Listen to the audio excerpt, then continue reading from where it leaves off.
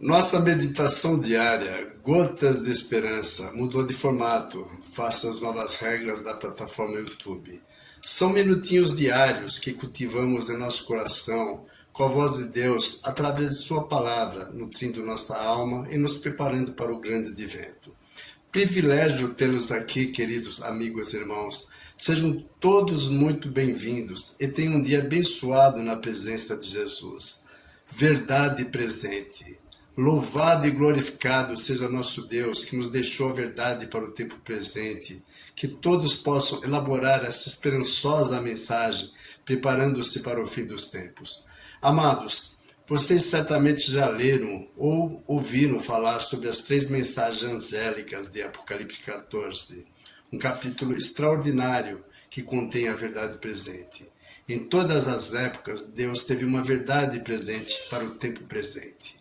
Outrora, no Éden, a verdade presente para Adão e Eva era: não comam desta árvore, no dia em que vocês comerem do fruto desta árvore, vocês irão morrer. Eles comeram e morreram. Nos dias de Noé, a verdade presente para aquele povo foi: virá um dilúvio sobre a terra, aqueles que entrarem no barco que Noé está construindo será salvo. Quem não entrar irá perecer. E veio o dilúvio, e aqueles que não acreditaram nessa mensagem pereceram. Agora eu pergunto a vocês, qual a verdade presente de Deus para os nossos dias? A Bíblia responde em Apocalipse 14, versos 6 a 7. Então vi outro anjo que voava pelo céu e tinha na mão o evangelho eterno para proclamar aos que habitam na terra, a toda nação, tribo, língua e povo. Ele disse em alta voz: temam a Deus e glorifiquem-no, pois chegou a hora do seu juízo. Adore aquele que fez os céus, a terra, o mar e as fontes de água.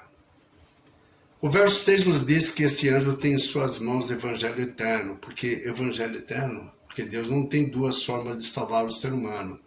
Todos os homens em todas as épocas foram salvos através de Jesus Cristo, através da cruz, com uma única diferença.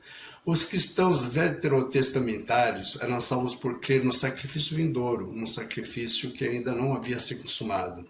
E os cristãos do Novo Testamento, nós, seremos salvos por crermos num sacrifício que já se consumou no ano 31 da história.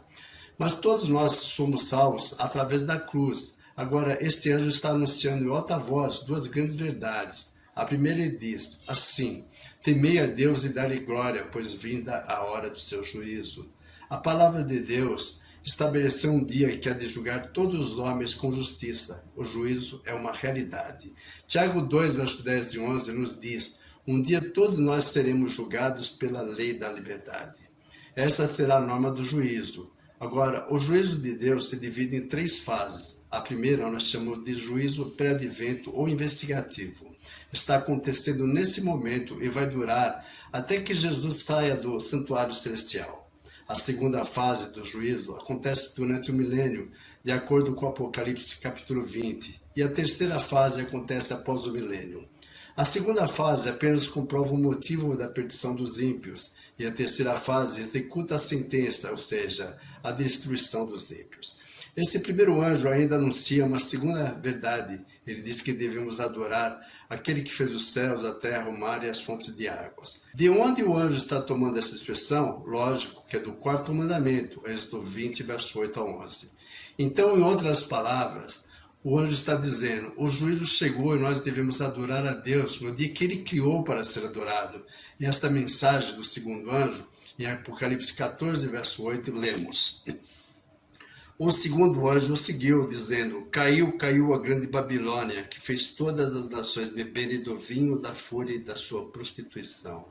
Esse anjo anuncia a queda da Babilônia. O que isso significa? Se a cidade da Babilônia já havia caído lá em 539 a.C., e o Apocalipse foi escrito no final do 1º século, não estamos falando da Babilônia antiga, estamos falando de uma Babilônia mística ou espiritual dos dias de hoje. Assim como no passado o rio Eufrates alimentava a cidade de Babilônia, hoje há um rio que alimenta essa Babilônia mística, que na 6ª praga, em Apocalipse 16, verso 12, o rio Eufrates secará novamente. Isso vai provocar a queda de Babilônia. Nesse contexto, a queda de Babilônia significa que nós devemos exaltar a verdade de Deus para que o erro caia por terra. E quando a verdade de Deus for pregada e o erro cair por terra, nós teremos então a queda da Babilônia. Chegamos então no terceiro anjo, em Apocalipse 14, verso 9 a 10. Um terceiro anjo o seguiu, dizendo em alta voz: se alguém adorar a besta e a sua imagem e receber a sua marca na testa, ou não, também beberá do vinho do furor de Deus, que foi derramado sem mistura no cálice da sua ira. Será ainda atormentado com enxofre ardente na presença dos santos anjos do Cordeiro. Amados, se a terceira mensagem nos diz que nós não devemos adorar a besta, nem a sua imagem, nós devemos entender à luz da primeira mensagem, que nos convida a adorar a Deus e não adorar a besta. Seu selo de Deus é a obediência da lei de Deus e, de uma forma específica, a guarda do Santo Sábado. O selo da besta será aquilo que a humanidade tem colocado no lugar do sábado. Eu pergunto a vocês, o que os cristãos hoje colocam no lugar do sábado? Sem dúvida, a santificação do domingo. Isso nos mostra que o selo da besta será a santificação do primeiro dia da semana. Podemos constatar na Bíblia mais de 100 textos falando da santificação do sábado, mas não existe nenhum texto na Bíblia falando do domingo ser um dia santo. Sabe o que isso significa? Que muitos estão equivocados sobre o dia da observação.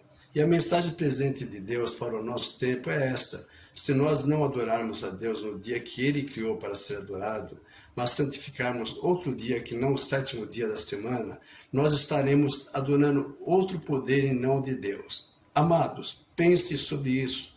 Essa verdade é para mim, para você, para todos nós que vivemos nos tempos do fim. Jesus está voltando e nós precisamos dar atenção à profecia de Apocalipse. Primeiro, sabendo que o juízo já começou e que nós devemos adorar o nosso Criador. Babilônia está caindo, pois suas mentiras estão sendo desmascaradas ao exaltarmos a verdade de Deus. E nós não devemos aceitar o selo da Babilônia, devemos ficar ao lado da verdade. Oremos.